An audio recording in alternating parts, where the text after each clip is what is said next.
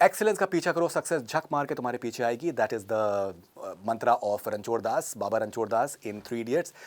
ये फिल्म मैंने रिसेंटली मैंने अभी देखी है, और मैं आपको ऑनेस्टली बताऊं, मैंने इसको बार बार देखा है, मैंने कई बार देखा है। उसके बाद फिर यूट्यूब के ऊपर जो इसके सबसे फनीस्ट सीन्स हैं उनको मैंने बार बार रिपीट करके मैंने एक कंपाइलेशन की तरीके से भी देखा है। 3 इडियट्स मेरी नज़र में I think it's one of the most entertaining films that I have ever seen, not only in India but anywhere in the world. जिस तरीके से इस फिल्म के सीन्स को पूरा कंसेप्चुलाइज किया गया है, एग्जीक्यूट किया गया है, कि अगर मोना सिंह की अगर प्रेगनेंसी भी हो रही है तो वहाँ पर बमन ईरानी और आमिर खान एक साथ चाबी फेंकते हैं माधवन की तरफ। हर जगह पर इवन अगर राजू के फादर की अगर तबीयत ख़राब है and it's like a serious matter, वहाँ पर भी ह्यूमर को तलाश कर लेना, और वो अटपटा नहीं लगता है, भद्दा नहीं लगता है। It's a film that's absolutely like an entertaining roller coaster. And ये एक क्लासिक स्टडी है कि फिल्म का स्क्रीन प्ले जो है वो किस तरीके का होना चाहिए, फिल्म का स्क्रीन प्ले क्यों इंपॉर्टेंट है। एंड आई थिंक मुझे लगता है कि राजकुमार हिरानी, अभिचार जोशी, ये they are champions. I personally feel Raju sir was at his very best as far as this film is concern. Munna Bhai की भी बात करें, लगे राव की बात करें, पीके की बात करें, he's had some outstanding gems in his career. Donkey could have been better. Donkey is not trademark Raju sir, but the success ratio that he has is tremendous.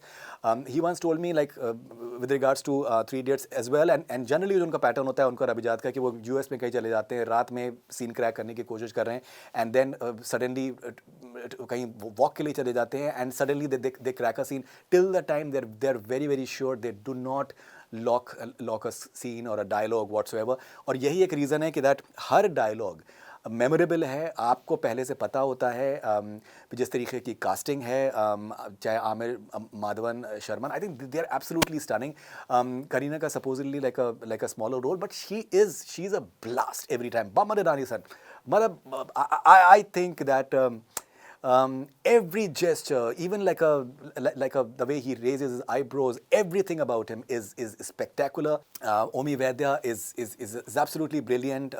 The entire Sakas, even Ali Fazal, he had a small role, but what a role! Music by Shantanu Moitra and Swanand Kirkire's lyrics. Some of the best songs sung by Sonu Nigam in his career in this film. बहती हवा सा था वो, Zubi Dubi. He's all is well. Finest, some of the finest songs.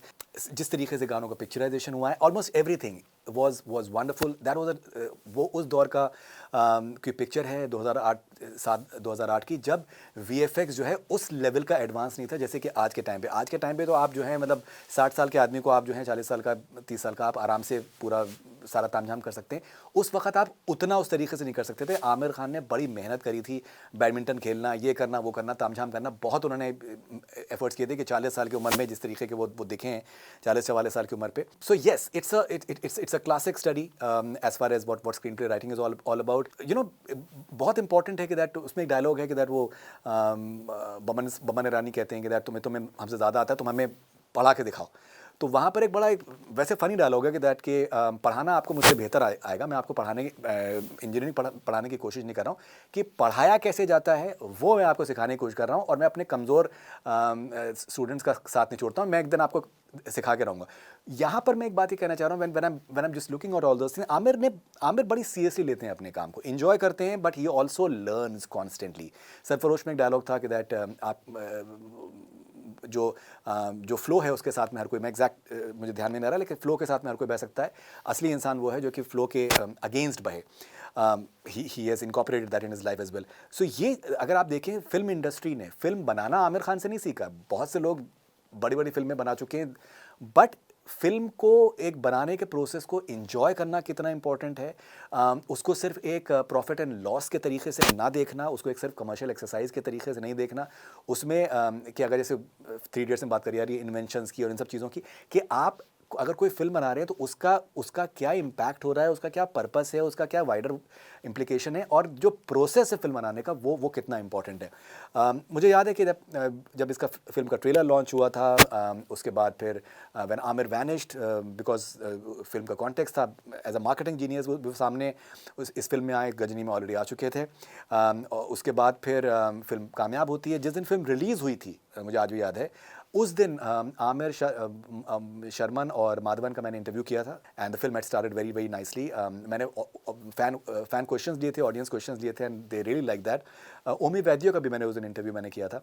उसके बाद फिर किस तरीके से डीवीडी रिलीज़ हुई थी फिल्म की, उसका भी एक इवेंट मैंने कवर किया था। जिस दिन फिल्म का ट्रेलर लॉन्च हुआ था, the first day when the trailer was launched and the songs came out, that day I had interviewed Raju sir, Shantanu Moitra and Swanand Kirkire. विदु Vinod Chopra के ऑफिस में, सांता क्रूज के office में उनके एक बाहर एक झूला होता था, वहाँ पर बैठ के हम लोगों ने किया था, ओपन एयर में हम लोगों ने किया था। और प्लेन्स आ रहे थे एयरपोर्ट की वजह से, तो वो बीच में हम लोग रुक भी जाते थे।